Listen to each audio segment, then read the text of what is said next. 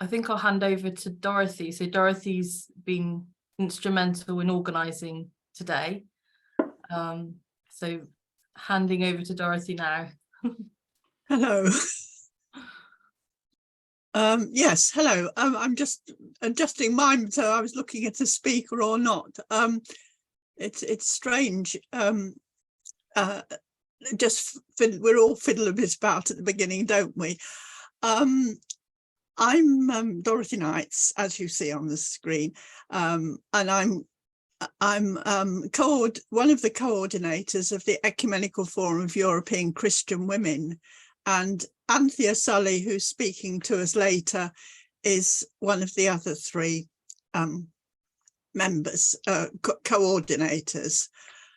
And we're very thrilled today to have as our main speaker Jane Stranz, who is URC minister in Paris at the moment, a small congregation there, and I'm sure she'll tell us a little bit more about that. She's the daughter of a refugee from Hitler's Germany, and I think you probably read about this in the introduction. She's a very committed ecumenist and a feminist theologian. So really, it's almost time to say over to you, Jane, to introduce us to our meeting today. Thank you. Where are you there, Jane? I am here. Yes. And occasionally I shall probably have to switch off my screen, but really thank you very much for inviting me this afternoon. I am originally a United Reformed Church minister. I was ordained in London, but I was ordained for service overseas, and I've been serving with the Église Protestante Unie de France, or formerly the Église Réformée de France, for more than 30 years. And I've also worked at the Ecumenical Centre in Geneva at the World Council of Churches. I was in charge of I was in the communications department there. My video feed is a bit weird today, so suddenly if it starts going really strange, I shall switch off my my video feed, but I am truly here.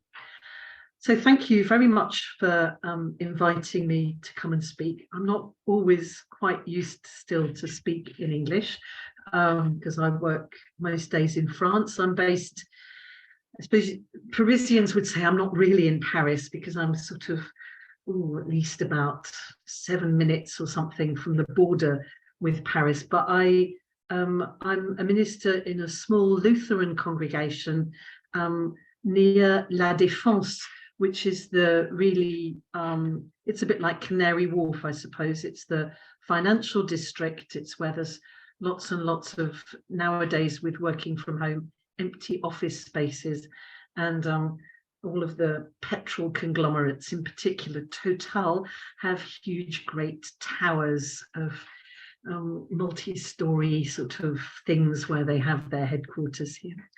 But I've got a small congregation. Protestantism, as probably most of you know, is a minority church in France, although Protestantism is growing in France as well, evangelical and Pentecostal Protestantism in particular, and we can have a look at that maybe in some of the discussions later as we look at the sort of enormous diversity, religious diversity that we have today in Europe.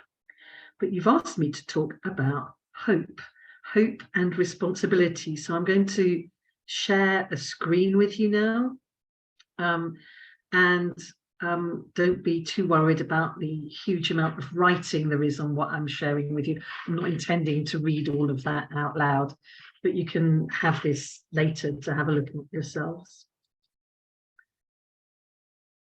So here we go.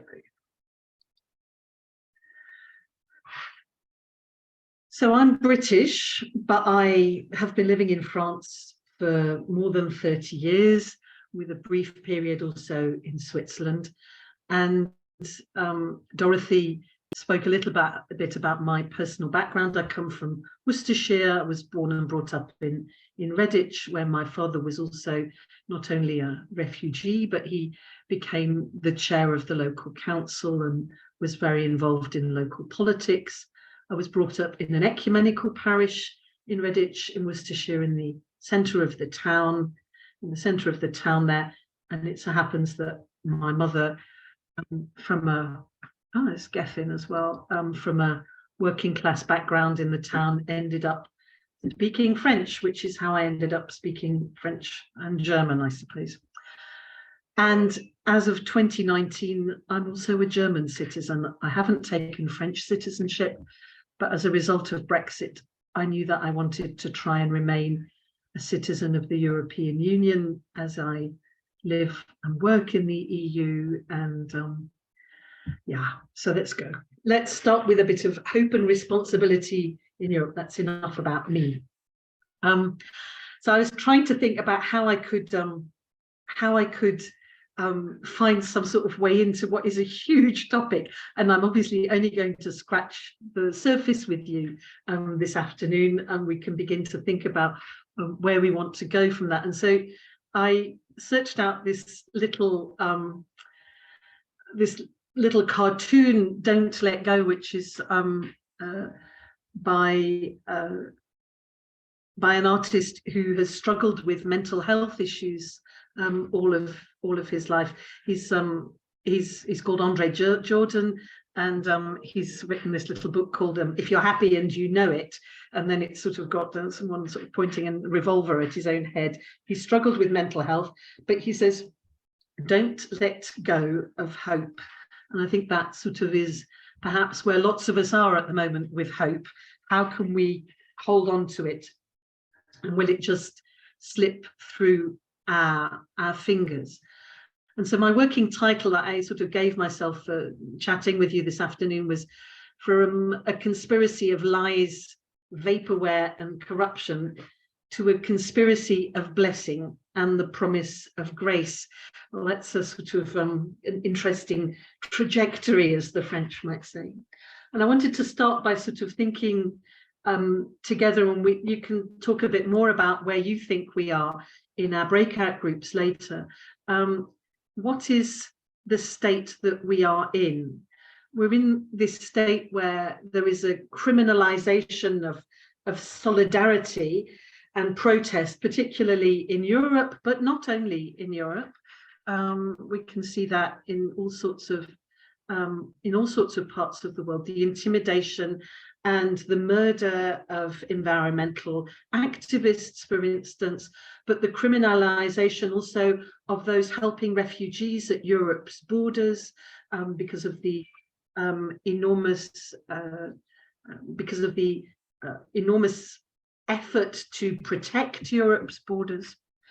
The other sort of criminalization or crisis that we're living with is the criminalization, I would say, of independent journalism as well.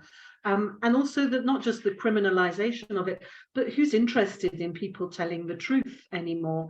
Who wants to know very much about that? Who wants to pay for good journalism, for honest journalism? We've got a crisis of truth to some extent as well. One of the other crises that I could point to, and I'm sure the list is much longer than what I'm putting up here at the moment, but the crisis of the hollowing out of the common good. And that begins, I mean, when I was doing my undergraduate degree, I can still remember some of my tutors saying, oh, well, if you're not doing business studies, you're not doing anything that's any use at all anymore. That was already in the 1980s. If you couldn't integrate business studies into what you were teaching at the time at university, it wasn't seen as being maybe the right thing to be doing. And we are beginning to harvest very much the doctrine of privatization of common goods, and the idea that everything must make a profit, that schools, public, I mean, what I don't mean public, but state schools should make a profit for somebody, and public money being used actually to finance finance rather than to finance what is needed for our local communities, for our nations, and for our international relationships to be able to flourish the way we fund care for older and vulnerable people, the way we finance care for the young, the way we value or don't value that. But we're also living with a corruption of public life, of public discourse, of public trust and confidence in political processes, and it's very, very easy to see ways in which fascism could take root again, where all forms of public life are discredited because of where we are with democracy at the moment. And I think that there's people much more able than me who've been talking about this for quite a while already. Rowan Williams, amongst others, has been saying we're perhaps reaching the limits of where representative democracy can take us at a national level, and we need to rethink localism. And we've also got this crisis of money means everything, and it also will not feed you. It will not give your children something to eat necessarily, because you cannot eat money, and yet everything that we do depends on it.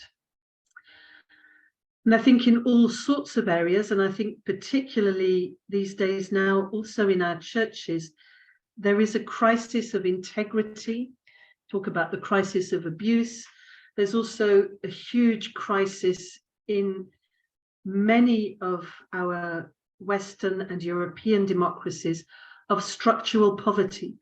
And I have to say, as someone who hasn't lived in the United Kingdom for more than 30 years now, it's really important to recognize how much that structural poverty is part of the UK in ways in which it is not always quite so structurally bad in some other European countries.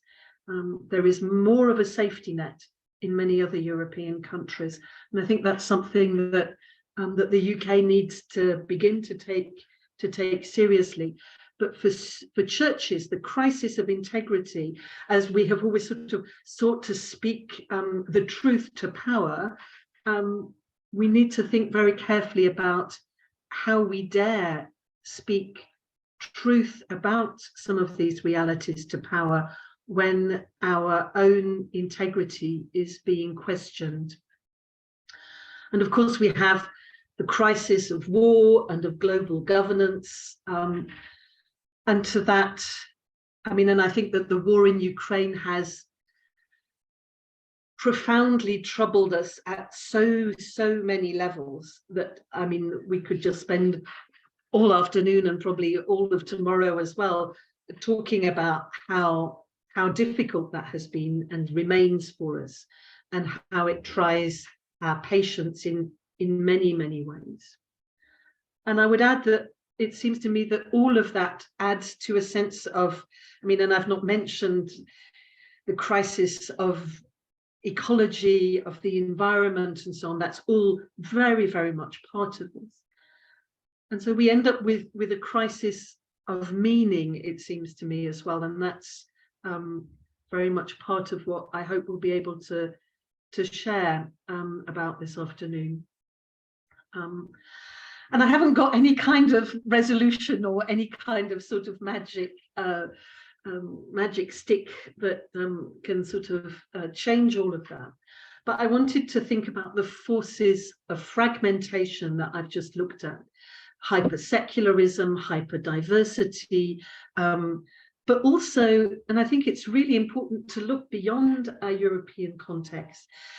Christianity is growing at the global level, mainly in minority situations as well, or in situations of high diversity.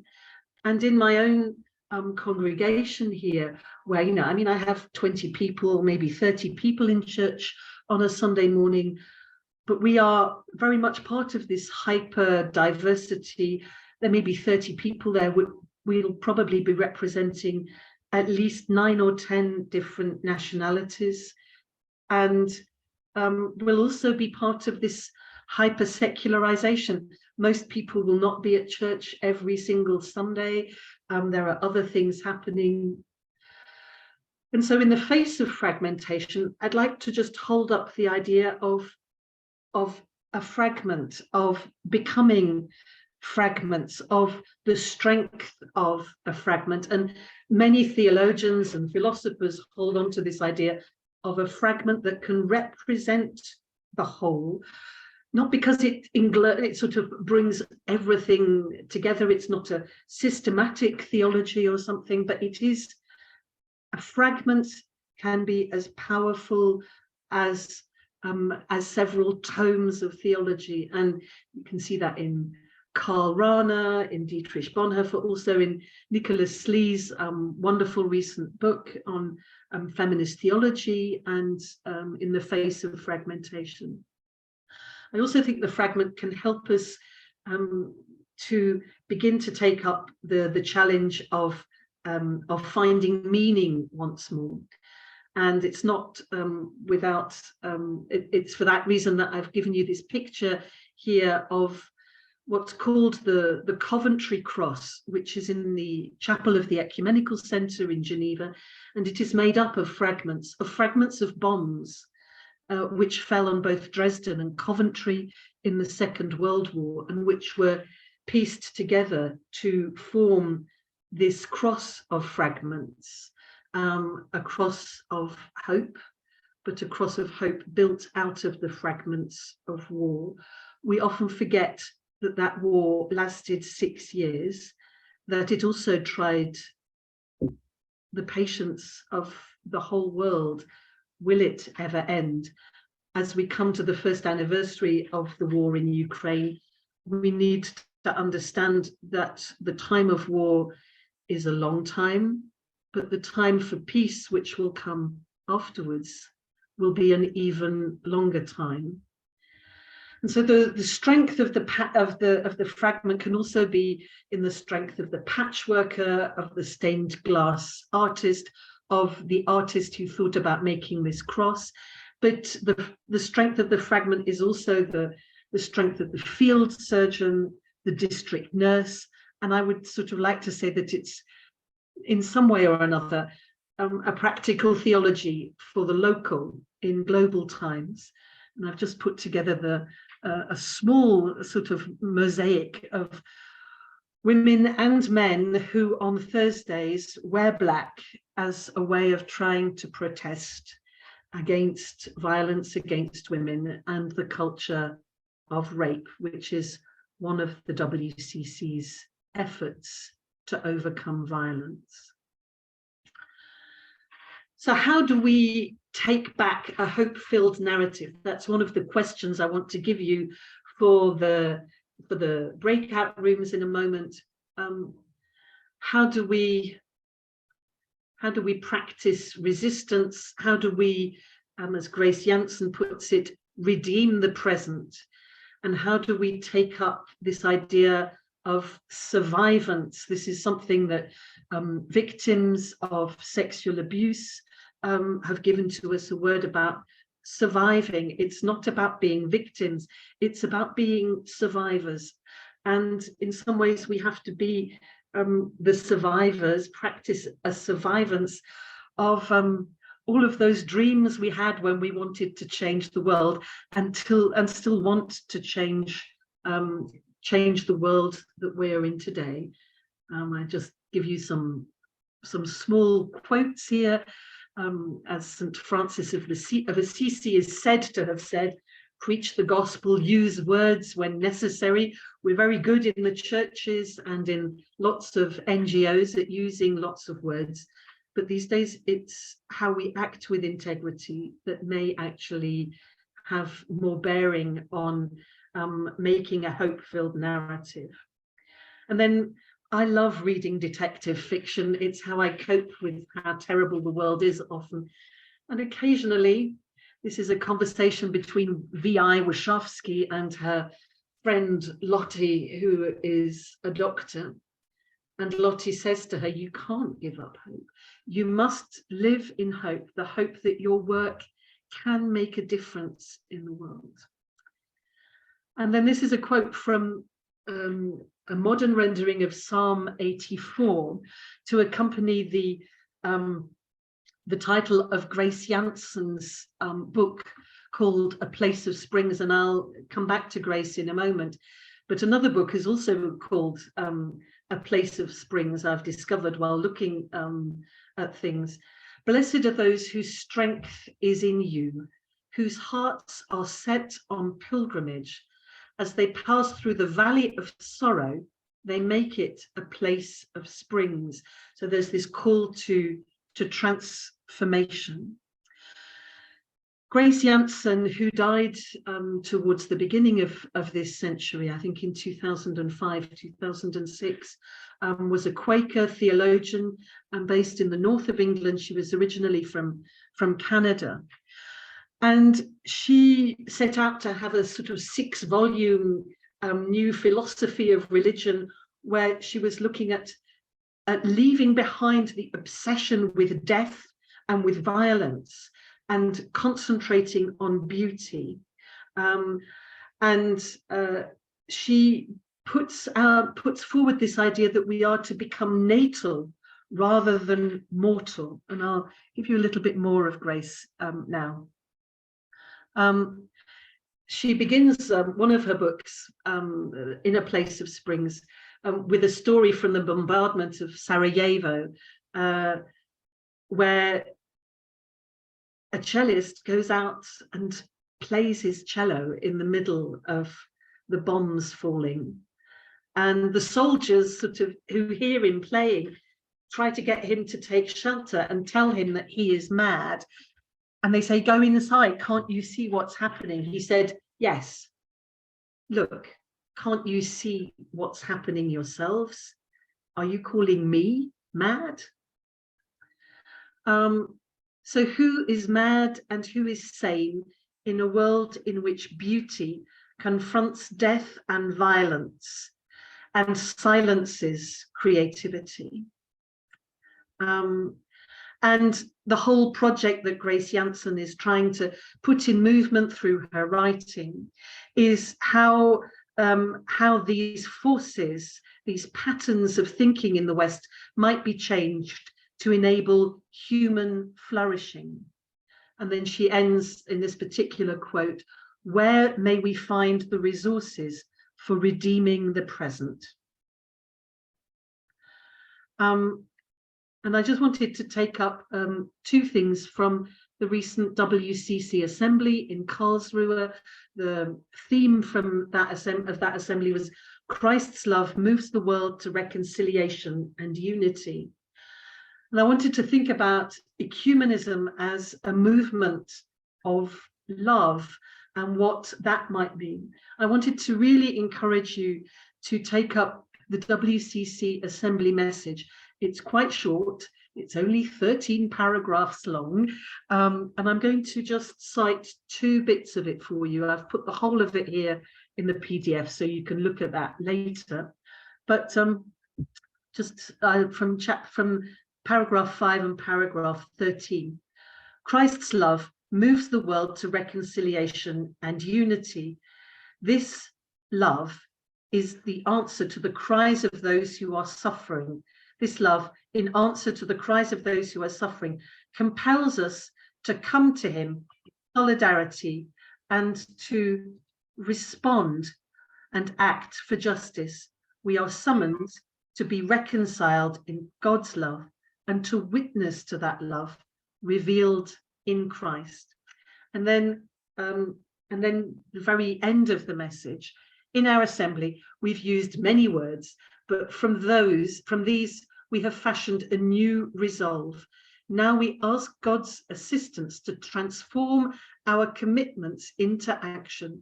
We commit ourselves to working with all people of goodwill. As we reflect on the fruits of our work, we invite all to become pilgrims together. For in Christ, all things will be made new. his love, which is open to all, including the last, the least, and the lost, and is offered to all, can move and empower us in a pilgrimage of justice, reconciliation, and unity. So I'm just coming towards my end now. But so this is my idea of trying to move from a conspiracy of corruption of daily life towards a conspiracy of blessings. I mean, we are surrounded by conspiracy theories of everything, and we have to try and find other ways through that. And the Lutheran theologian, the French, well, she's actually Alsatian Lutheran theologian. She's originally from Strasbourg, and she's currently Dean of the Faculty of Theology in Geneva in Switzerland, Elisabeth Parmentier, who, as I am, is a member of the ecumenical group des Dombes as well. She's recently written an absolutely splendid book, which isn't translated into English, unfortunately, called This Strange Idea to be Blessed, to Want to be Blessed. And it's a sort of practical theology about blessing. And she ends, her final chapter is called A Conspiracy of Blessings and a Conspiracy of Blessing. And I think that the way that we can move from a conspiracy of corruption is by finding ourselves and what we love and what we believe in again. Because I think for many of my generation and perhaps other generations, we are learning from the young generation that is so involved in acting for climate justice.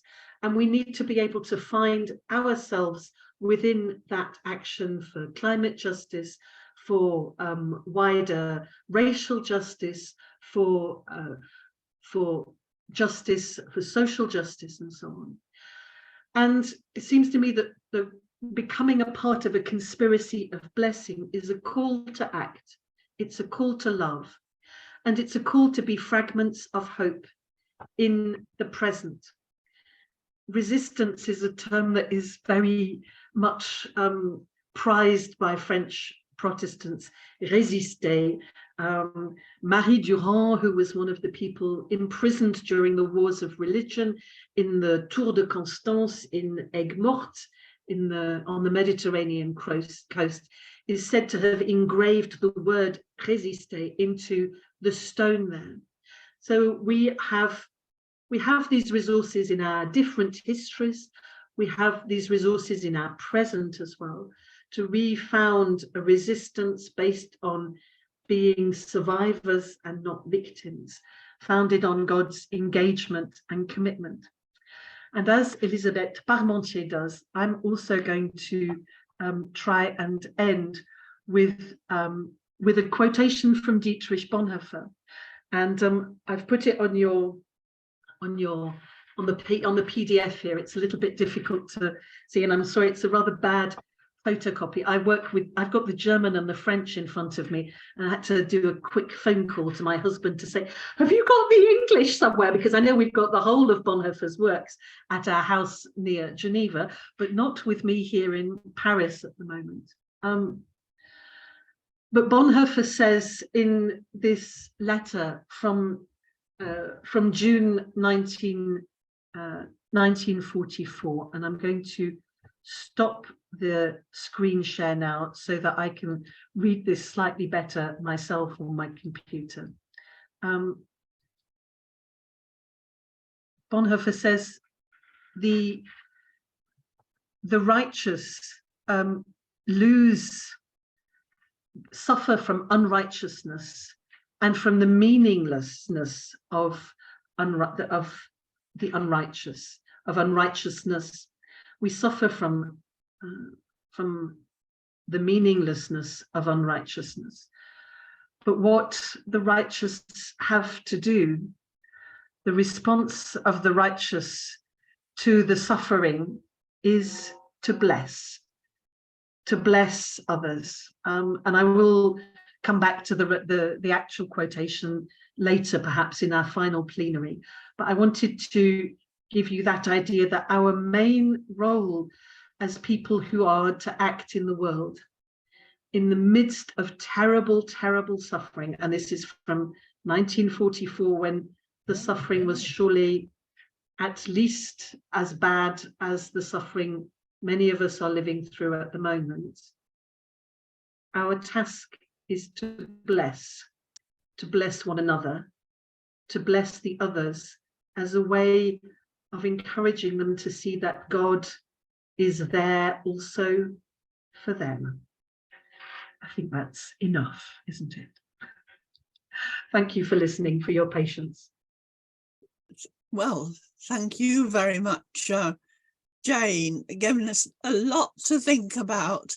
And wonderfully, when I met the women from the Ecumenical Forum from England who went to their assembly in Strasbourg in August, they came back with such enthusiasm about the whole meeting, but particularly about the keynote speaker they'd had, Jane Stranz. So I'm glad we were able to follow that up, and you've been able to come and be with us in this way today, Jane.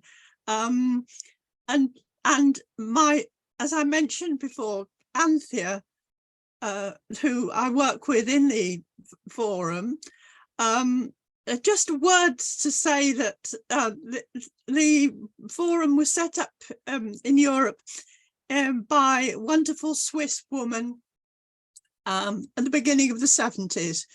She came back as a missionary to retire, but when she went to church, or when she was meeting other church people in Switzerland, she realized that although there were many women, there were that all the committees and meetings, not least the World Council of Churches and the KEC, were run by men. And she started in a small way with an assembly in Switzerland, which we've continued to have every 4 years in different countries, and now over 30 countries are members of the forum.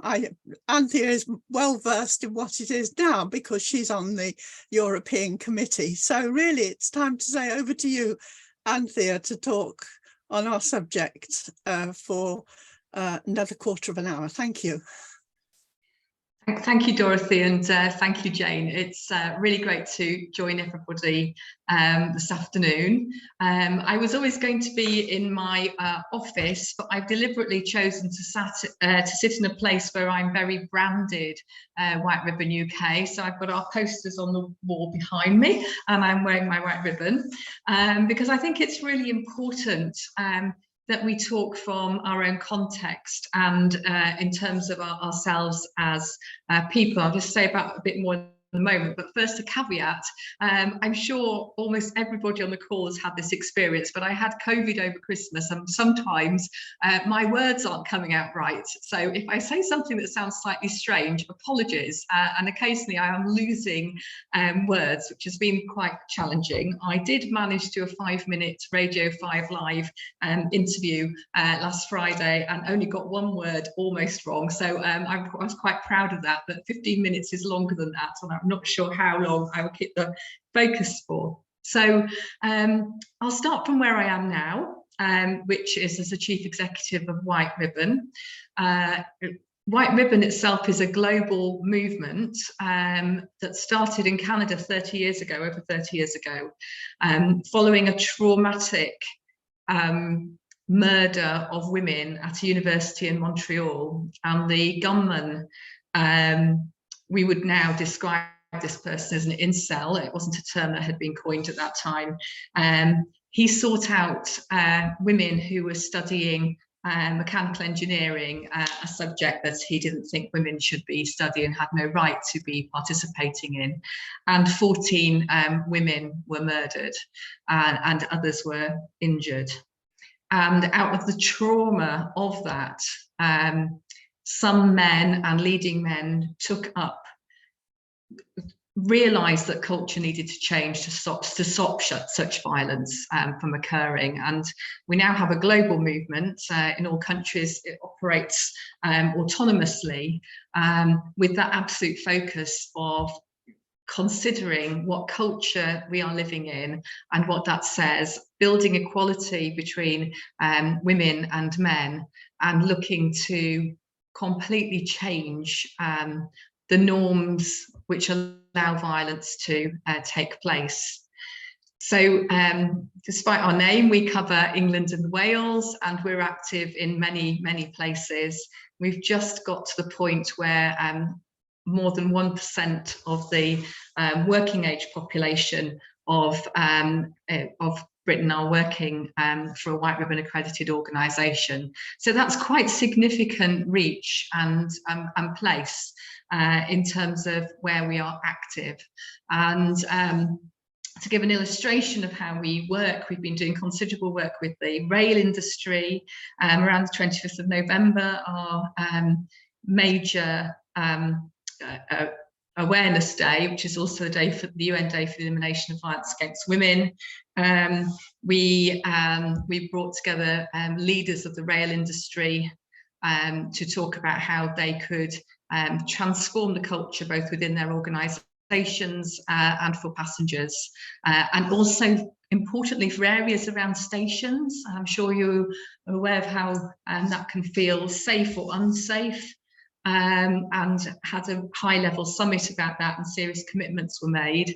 Another example of how that's working out is that we now have people in Network Rail who work on the tracks, almost entirely male-dominated workforce, who have to have compulsory safety briefings and safety hours on a weekly basis. Now built into those regular safety hours is one that focuses on domestic abuse and the commitments that are made in our White Ribbon promise to never use, excuse or remain silent about violence against women.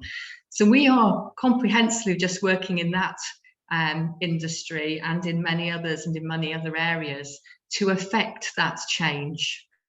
And one of the things I find interesting for myself in terms of having worked formally for the church in the past is, well, how many people are people of faith working within organisations within those different contexts, and how do we empower our understanding of our faith and our personal faith to look to foster the kinds of cultural change that we want to see, that is part of, I believe, our, I'm going to use the word commitment, but that's coming from my current thing, but to foster our Christian commitment, that must be happening. If White Ribbon is a really small at its core in terms of workforce base, we have 6 staff at the moment, are able to reach very powerfully into these major organisations. What can we do as Christians to foster that? So that's where I am now. And another important dimension of my life is being part of the Ecumenical Forum of European Christian Women. It's a special place for me because it networks me in to women from completely different perspectives and backgrounds, and that's a source of challenge and refreshment, and something that I engage with, and is a source for me of hope. And reflecting back to earlier in my life, I am observing that being in those networks is something that is important and resourcing. So our theme in Strasbourg was Peter 3:15, quite a challenging chapter, it has to be said, but the phrase we were working with was, and always have your answer ready for people who ask you the reason for the hope that you have. And I was very, very challenged by this, because I wasn't certain at that time last year the hope that I did have, and where was hope. And I I didn't, and it was a real struggle. And in terms of preparing for the assembly, I didn't know where to come from. And I was also very mindful of, however challenging and awful it can feel to be living in Britain at present. Our Ukrainian sisters, for example, were regularly joining us on Zoom calls, and it was absolutely unbelievable that I think 6 of them were able to attend the conference, having been on a hugely lengthy coach journey out of Ukraine and then a flight from Poland. So recognizing that my own situation and the struggle to find hope was something that I was that I didn't know where to find that. And Jane talking about fragments and what that meant was helpful to that. So to track back to some of the start of my, I suppose, campaigning life and my Christian life, I just give an insight into that. So I grew up in a Methodist background, very intense Methodist background, also very political family background. And in I don't know what year it was, but age 29, I became the 4th generation of my family to be both a Methodist local preacher and a Labour councillor. And she'd gone across different areas, so it wasn't straight through family line. So I grew up with the absolute and utter certainty that faith and public life and how you expressed yourself in public and how you worked and were active within the church and the generation and generation of that activity were hand in hand and embedded within each other. So it wasn't something I questioned, that was the norm for me. So I entered public life in terms of local politics, became in the very old system that's now long gone, but I became the chair of a committee when I was 2 years later. So I had a very senior role within that, and eventually became leader of the Labour group and been a parliamentary candidate as well. So there was a political aspect. Later, but not so much later, I became the coordinating secretary for public life and social justice in the Methodist Church. A developed role, but one that was, it was the first time, I was the youngest person who had ever stepped into that role. It was the first time it had been undertaken by a lay person, and it was the first time a woman had taken that role. So where I am now is a lot older than that. And I did some, looking back at it, quite remarkable things, and with a huge amount of certainty in terms of where I would be active, that I had a voice, and how I would involve, how I would be involved in campaigning. So the starting point was at the back of the 80s, where we had so much happening in terms of, I was a visitor to East Germany, we had the rise of the National Front, we had famine in Africa, we came together in terms of campaigning against the nuclear escalation. And then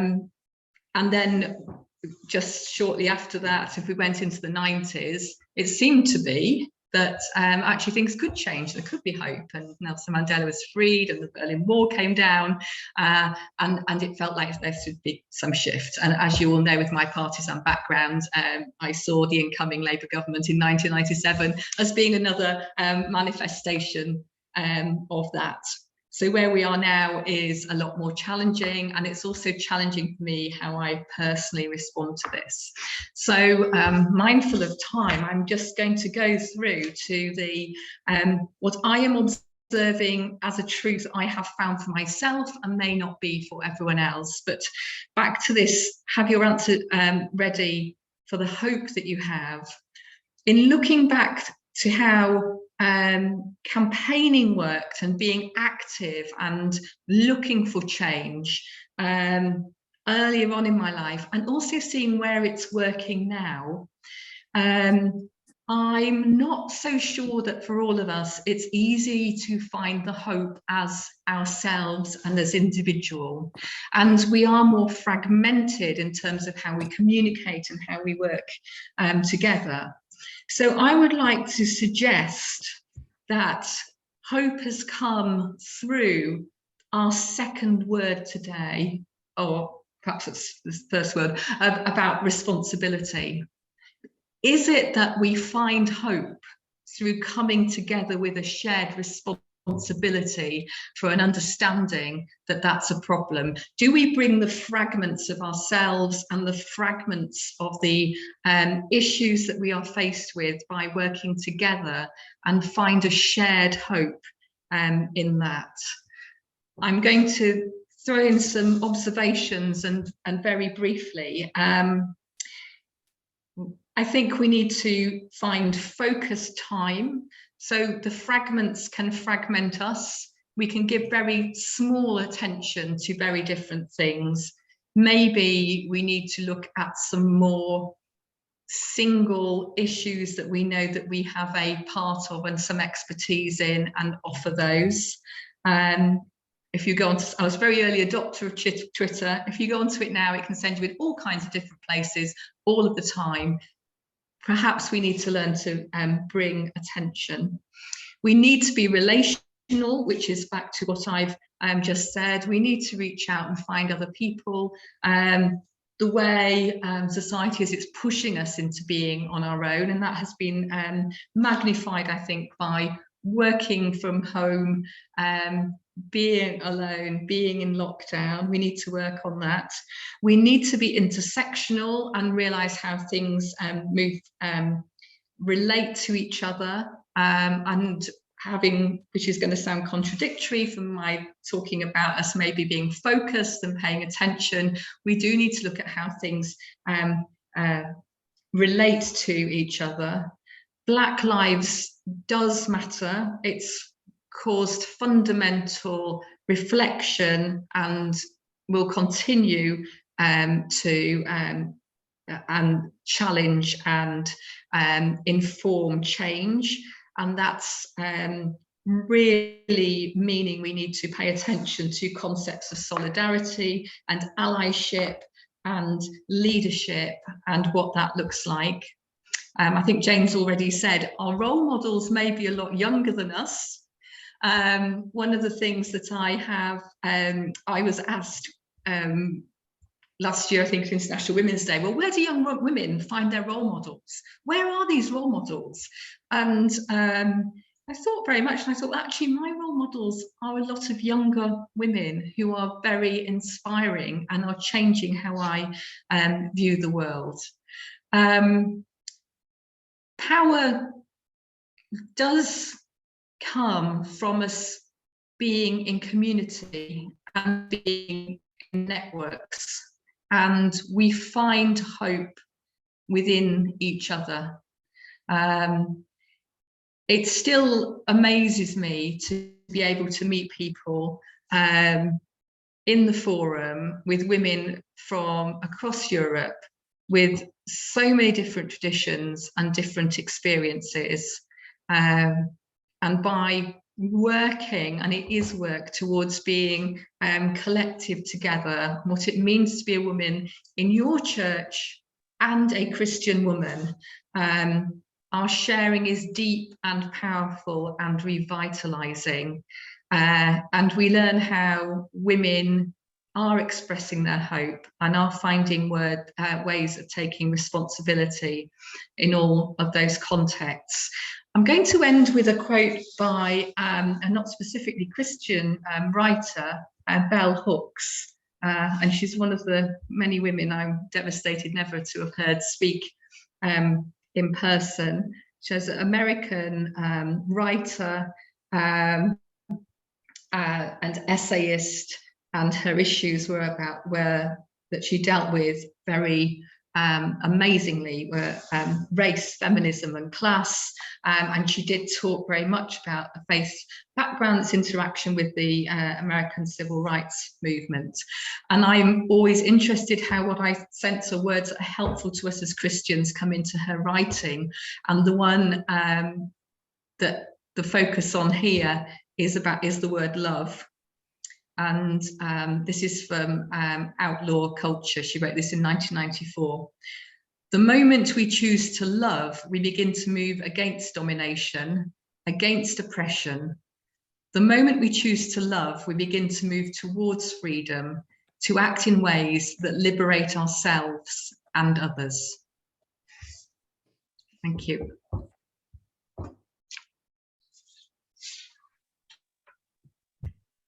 Thank you, Anthea. I think is Ashley with us now? Yes, yeah. I am. Yes, thank you very much. Just need to look to the instructions. Sorry, I've got too many screen. Yes, sure. Yes, thank you both very much. And the idea now is to split into smaller discussion groups for 20 minutes before you come back for our plenary discussion. So you're going to be assigned to a Zoom room. Excuse me, Ashley, before that, I think both Jane and Anthea did have suggested questions, and I'm not quite sure whether we've am I right about that? That you've got a question, Jane, that you want is that I'm sorry to interrupt, but perhaps they could say what the questions are before we're sent into these groups. I think that one of the questions I tried to ask is, so how do we redeem the present? How do we redeem the present? And what does it mean for you to be a fragment? Does the idea of being a fragment speak to you or not? It's okay, just because the speakers said something about fragments doesn't mean you have to like it. What does that mean? And what does, in a similar sort of vein, what does being a blessing mean? And how do we choose? I mean, following on from what Anthea's just said, and I mean, it was a theme in what I said as well. How do we choose to fall in love? I mean, is it a choice to fall in love? I mean, but the decision to love, the decision to bless, and the fragments can be fitted together as well, and we can maybe come back to that in the plenary. Anthea, you've probably got another question that you want to add. I think that's quite a, I think what you just said is really are sort of helpful discussion points, but maybe maybe we should also say what one thing might you feel inspired to do to how about join together the fragments? And that doesn't need to be an enormous thing, but what one thing might you do or already be doing that can help join together the fragments. Thank you. Do you think you could just quickly jot them into the chat room, just so people can refer to them in case they haven't noted down quickly what you've been saying? Would that work, Rebecca? I have, yes, I've written them, so I'll just paste them in a moment. Lovely, thank you. Thank you. So the chat rooms will be assigned to you shortly. And we ask you to accept them, so don't argue. And they're groups of 5 until about 4:20. Okay. Rebecca, does this all just happen automatically now? Oh. Jane, would you put the title of book by the Quaker? Something about spring. I think Yes. we're going to have the whole of your. Are we having that oh dear, what do we call it? It's a PowerPoint, or it's not a PowerPoint, it's a PDF Yes. actually, but yes. A PowerPoint, a I've- PDF. The PDF. It's called A Place of Springs by A place of spring. Okay. Place of Thank you. Springs by Grace Jansen. Mhm. And A place of spring. Place and of I think spring. her other book is called Violence and the Displacement of Beauty, I think is what it's called. Mhm. But yeah. Oh, But you'll have all of that on the PDF. Thank you very much. oh, good. Thank you. You should all now be back in the room, so to speak.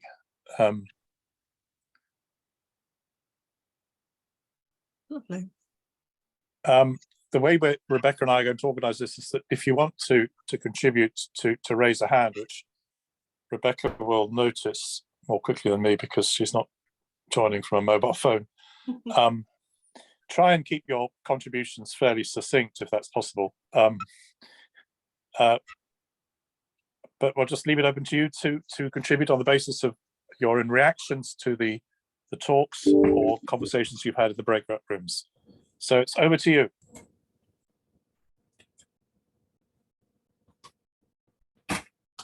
If anyone would like to start, please just raise your hand and I'll make sure you're unmuted.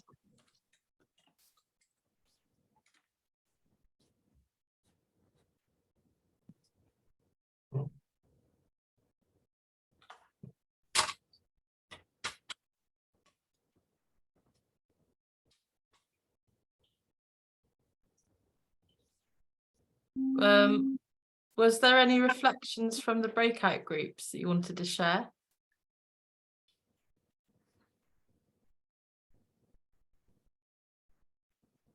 Grace? I was just going to ask Andy if, well, or if David could finish the sentence that he was in the middle of when we were made to come back. Because I thought it was a very, I think we need to hear it. Has David come back?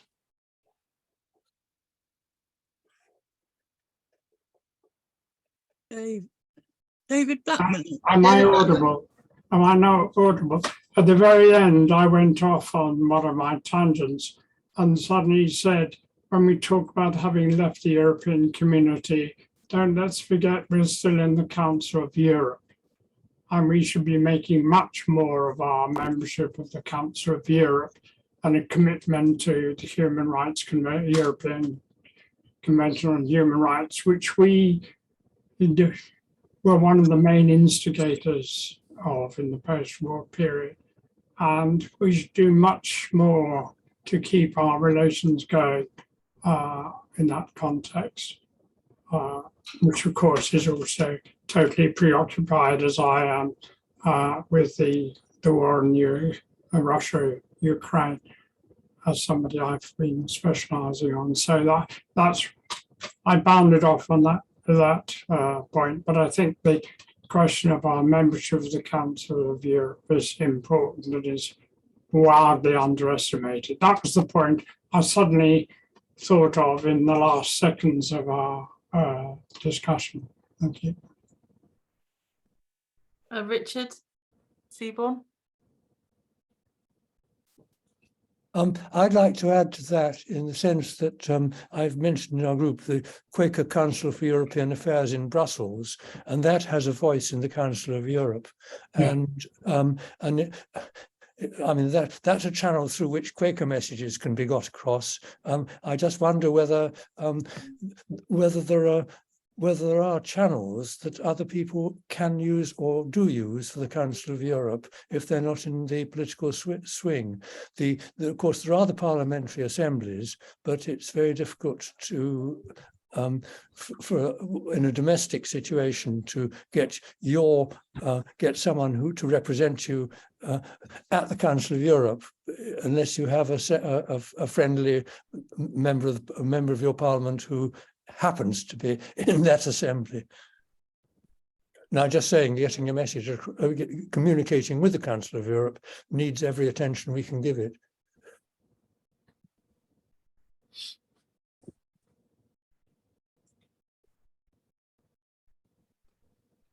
Andrew Bowden.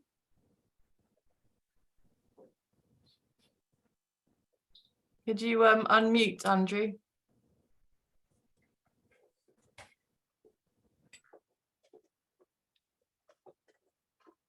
All right. Yeah. Yeah. Right.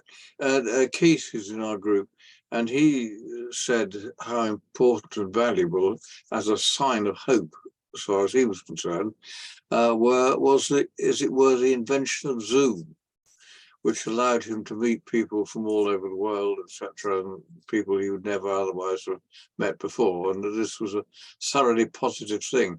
And in our discussion, I think all of us bore witness to the fact that for ourselves, that was indeed a means of hope.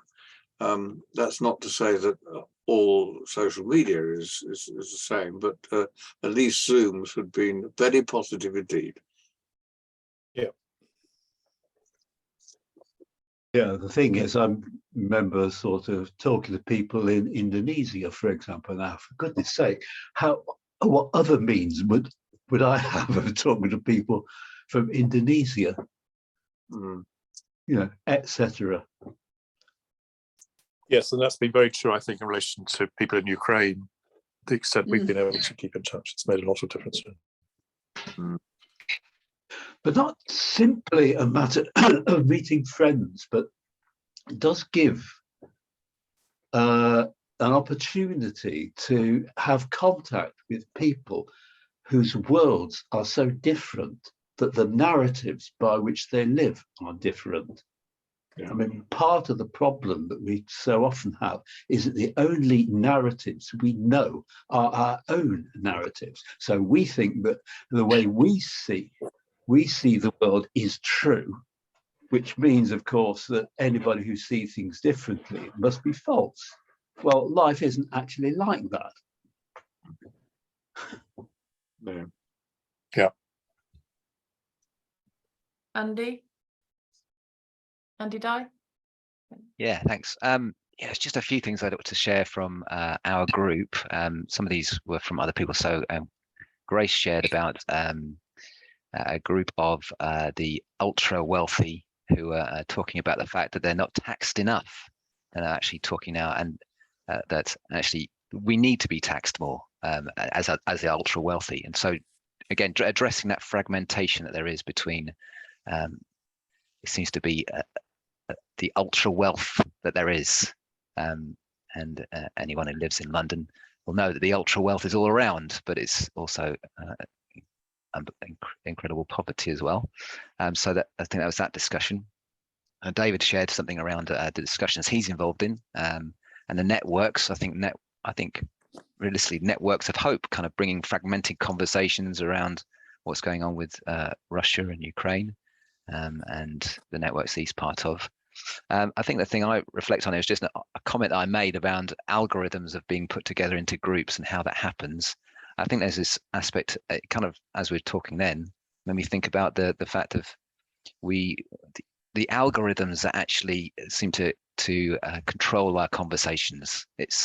We often, across social media, across different forums, across Twitter, whatever it might be, it's those algorithms that are kind of almost unconsciously controlling our conversations, in the sense of we don't get to hear the voices that are just out there. There is a direction in it, and it's thinking about how those algorithms are putting those conversations together, and the kind of democratic deficit in all of that across social media. So it's that there are these forums that we have, social media and Zoom and all of these things, which seem very democratic, but there's also a sense in which there's other things going on as well, and how it's all put together. So there's kind of networks and fragmentation in all of that. Thank you. I think that's true. I mean, it's very, very easy for those of us who've got used to Zoom to realise that there are a lot of people who don't have access to it and would find it difficult. I remember at the beginning of the pandemic, when people were live streaming services from churches, from vicarages, and so on, the Cardinal Nichols, the Archbishop of Westminster, made a point of broadcasting an Easter Sunday Mass from on radio for people who didn't have access to things like YouTube.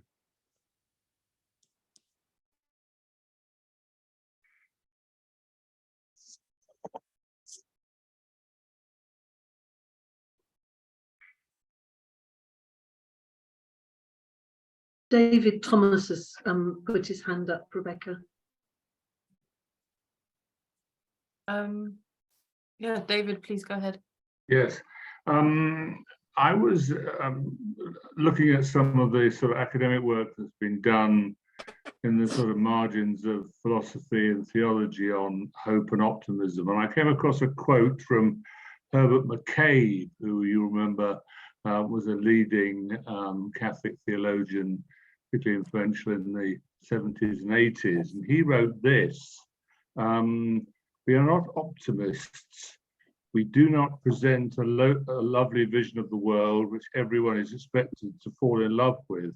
We simply have, wherever we can, some small local task to do on the side of justice and for the poor." It seemed to me from that quote that we could turn fragmentation to our advantage in terms of strengthening what Anthea talked about as the solidarity, the allyship, of the leadership in the local community. And we've certainly experienced that somewhat in the COVID bounce, or the post-COVID bounce in Colchester, both in the local Labour Party and the local church. And I think we've been the more strengthened and been made the more hopeful as a result of that.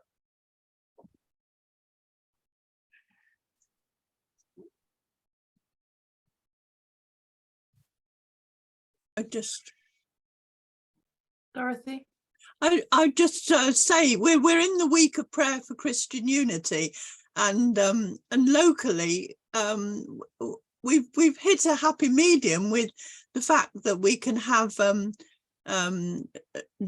the daily things on the Zoom and daily meditation. I sound a bit vague about it because I haven't yet looked into what it is, but I know there's something on every day during the week. And then on Sunday, we rejoice that we meet at the Baptist Church to do the service that's been prepared by another part of the world and joined together in that annual ecumenical way. Which is certainly the coming together. It also makes me think with the fragments of the different church denominations that we have in this country. You know, I tell people there's 28 possibilities to go to church in if you live in Malvern and don't even nearby, you can go on your bike. So those fragments coming together is very important, and the different gifts that people have to share in the different parts, for instance, the Justice and Peace group or something like that, is we're very fortunate in where we live. But belonging to the European women's group also shows other ways that things are done in other places, and enabling those women also to have an ecumenical experience which they might not otherwise have.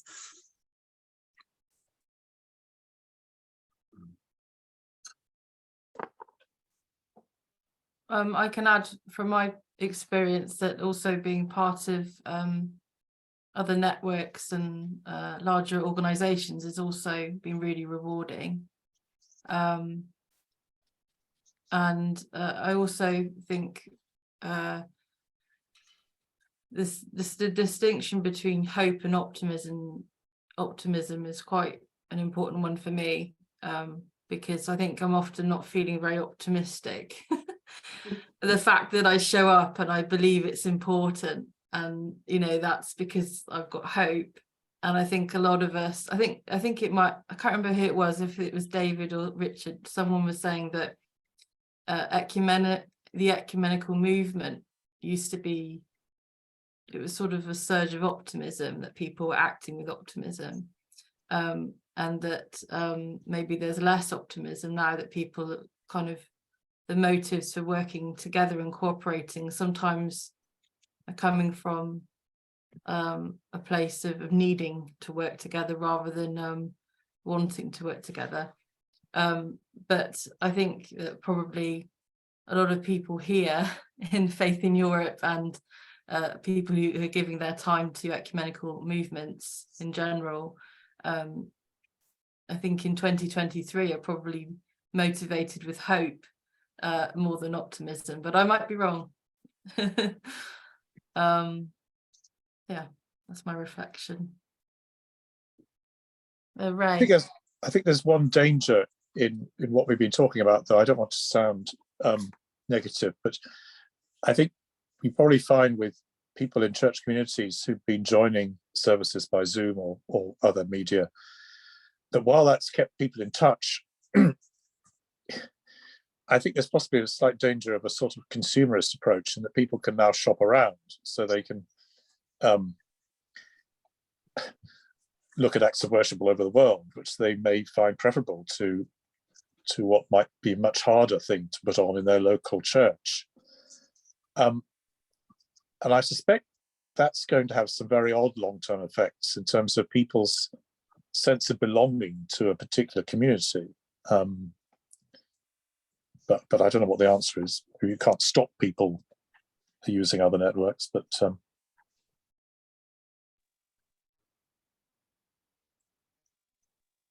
yeah. Ray?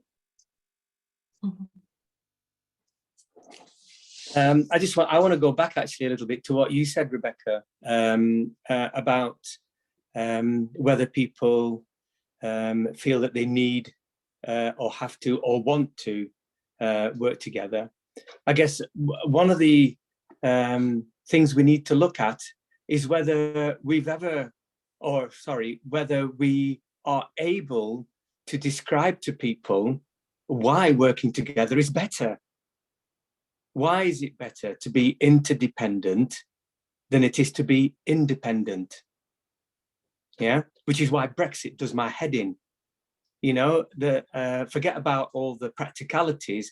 The idea that a person, a family, a village, a town, a city believes that it is better on its own than it is with other people says to me that the narrative has really broken down somewhere.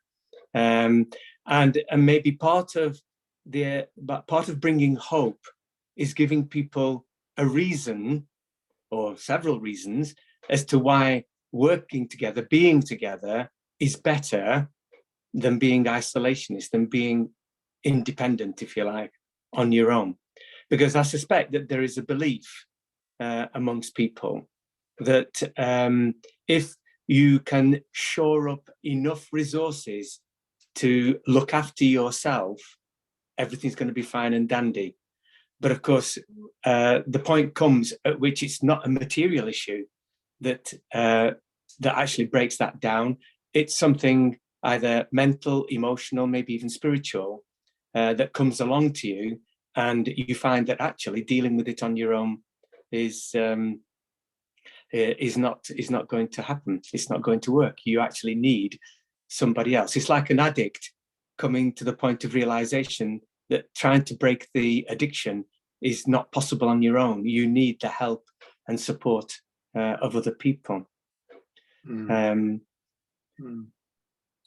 Yeah, that's a very good point, Ray. Interestingly, some of you might have noticed the message that Pope Francis produced for the beginning of the year, the World Day of Peace, Prayer for Peace, made a similar point. He tries to use the ways in which people did learn to work together in new ways during COVID as a model for how we should work together to end wars and bring about peace.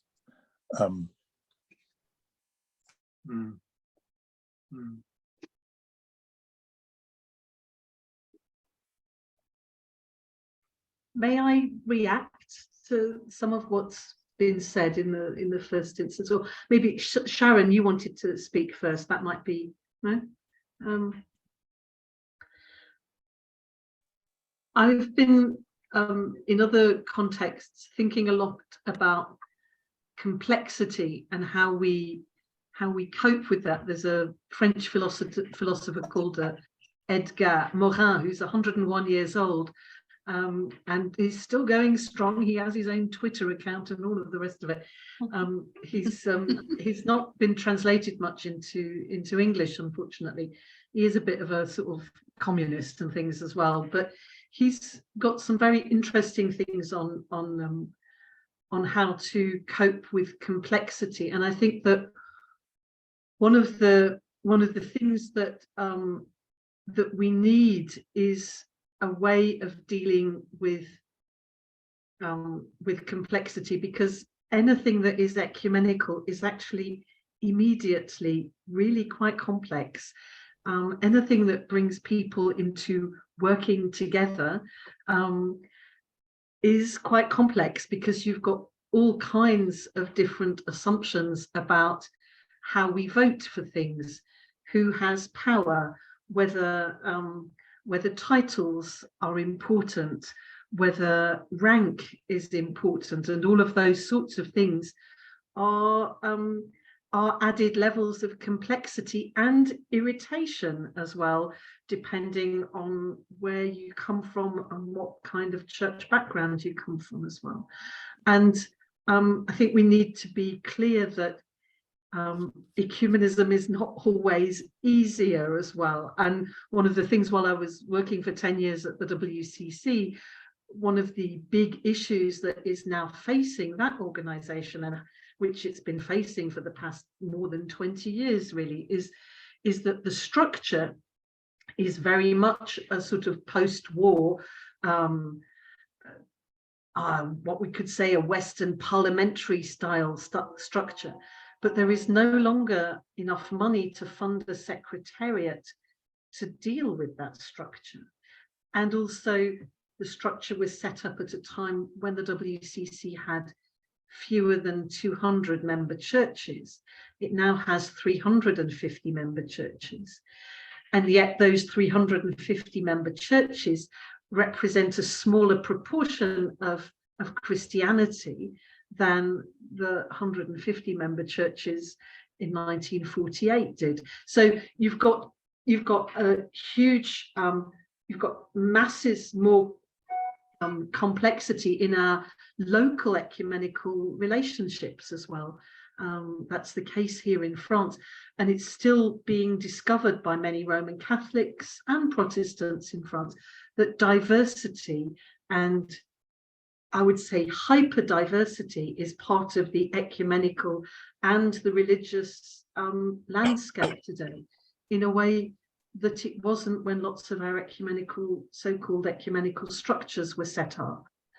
And we tend to worry more about getting our structures working rather than seeing what we can do together. And one of the most important things I think that ever happened to me here in France was when the churches came together to publish together a document that helped people find their way around the different social services and charitable services that were available in a given area. And it was actually quite groundbreaking work at the time. And I think those sorts of things where we come together to bear witness in other ways are often really, really important. And at the same time, one of the developments I can see from having been very involved in the Conference of Parties processes, in the ecological processes, is that we also get the sort of it was very much an ecumenical movement thing to get environmental issues onto the agenda. Going back to before 1983, actually, the World Council, KEC, and so on was really trying to push all member churches to take up the issue of ecology and the environment. But what happens in the times of fragmentation is we have to sort of, everyone wants their space in the sort of media debate. And so everyone says, oh, we've got green Anglicans and we've got green Methodists and we've got green Catholics and we've got, so although the impetus comes from the ecumenical movement, it then gets re-denominationalized or reconfessionalized, I suppose. And there's all of that going on sort of in marginally chaotic ways as well. It's interesting. We live in very interesting times. It's a great time to be an ecumenist, I think. Shall I follow from that? I think as somebody who I mean, Methodist Church has a massive kind of structure in terms of I was going to call it pseudo-democratic. I have no idea where that came from, but anyway, that's the one I'm going to say now. But and with my political background, I'm somebody who loves structures and operates well in hierarchical structures and finds them enabling. And however, those structures are not always used as enabling and are used as means of control, and people are often excluded through them. So at their best, they're enabling. And I think the thing that I have had to learn and I'm still working with is the importance of narratives and stories and weaving them in. And that's something that I think is powerfully expressed in when we come together in the ecumenical forum, and we're women together because we have people within that grouping who are massively excluded from the structures of their church. And I think particularly of our Orthodox and Catholic members, but not exclusively. And we have the coming together with people such as myself who have every opportunity to participate fully in the structures of my church and to have a voice and to be essentially equal. I know that's not necessarily always the case, but that for me, that has been the truth. To people who have that's not been even remotely possible. And to sit back and hear story and narrative and meaning, and then making our own meaning from that has been really especially important. And I think the thing that we need to learn to do is how do we make that manifest in our structures and transform them. So I'm going to move from that in terms of talking about the Council of Europe, because we were, and thank you for raising that, and I got it in my notes and didn't mention it, but one of our amazing parts of being in Strasbourg was a visit to the Council of Europe. And with my huge depression about, I'm trying to turn this around so I can try and show a photograph on my phone, but it's refusing to do that. So this is our, can you see, this is our Ukrainian members and myself and Mary Coates of Baptist Minister from the UK, and Madame Fontenelle, who is the, I can't remember the title, but she's the person who is responsible for the gender work in terms of Commissioner for Gender in Council of Europe. And it was amazing to be there, and also deeply frustrating that we had our sisters from Ukraine there, absolutely understanding the importance of that and recognizing that back to story, the narrative that's been told about it generally in the UK is not one that is of it being an enabling, important or pressing case. So I mean, one of my calls to us here today is that we need to find our ways of grasping that narrative and hearing what people are saying, and like, how do we explain and share story of importance? I mean, it's completely astonishing to be there with Winston Churchill in every kind of nook and cranny and standing over, and you think about how how the story of it and how, you know, there's too much human rights. Human rights have gone too far. I mean, how can we be in that place in Britain at the moment? I was, however, we were there 2 weeks after the council, the British government had ratified the Istanbul Convention, which came into force in November. And for the first time, we have law that in my day job we can hold the British government to account to, namely in prevention of violence against women by addressing culture, and it specifically speaks about working with young people and working with men and boys. That's not been there before. It shows what we have to lose if we back away from the Council of Europe, and also about its relevance. And we will still be, using that. And the campaign towards ratifying the Istanbul Convention has been profoundly led by women from all different sectors of society, having a voice, using modern means, campaigning through Twitter. So I think that is a sign of hope and how we can get behind things. And my other, and just a slight caveat on how that being a sign of hope, is that the British government reserved I can't remember the number of the clauses, the 2 clauses which were about protections for migrant women in that, and they are not present. So, for example, if you are come to Britain through some kind of forced marriage arrangement, you are not protected under the conventions of the Istanbul Convention. Because that has been reserved. So there is further campaigning to be done, and I hope very much that maybe those of us involved in church campaigns about asylum and migration and welcoming people and refugees will bear that in mind. And when I talked about being intersectional, this is one of the ways where things play into each other. That's a call out for that. If we're campaigning about refugees and migration, we need to look at other aspects that are involved in that, and it is an absolute scandal that that has been reserved, and we need to continue the campaigning about that. And the people who are campaigning for the Istanbul Convention, we are now supporting particularly voices of Black-led organisations to carry that torch, so that voice is there, and looking to how we support that. Thank you, Anthea.